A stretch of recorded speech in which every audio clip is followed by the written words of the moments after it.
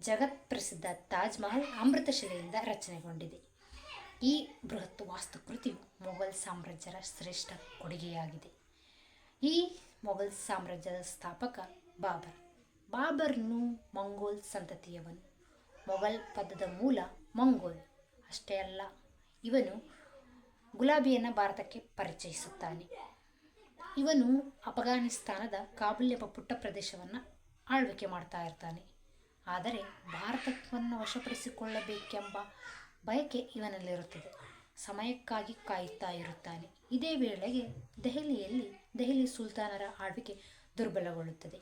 ಈ ಸಮಯವನ್ನು ಸದ್ಬಳಕೆ ಮಾಡಿಕೊಂಡಂತಹ ಬಾಬರನು ದೆಹಲಿಯ ಮೇಲೆ ದಂಡೆತ್ತಿ ಬಂದು ದೆಹಲಿಯನ್ನು ವಶಪಡಿಸಿಕೊಳ್ಳುತ್ತಾನೆ. ಆದರೂ ಇವನು ಸಂತೃಪ್ತನಾಗಿರುವುದಿಲ್ಲ. ಏಕೆಂದರೆ ಅಲ್ಲಿನ ರಜಪೂತರು ಮತ್ತು ಅಫಘನ್ನರು ಇವನನ್ನು ವಿರೋಧಿಸುತ್ತಿದ್ದರು. ವೀರಯೋಧನಾದಂತಹ ಬಾಬರನು ಸೈನ್ಯ ಸಮೇತವಾಗಿ ಅವರನ್ನು ಹಿಮ್ಮೆಟ್ಟಿಸುತ್ತಾನೆ.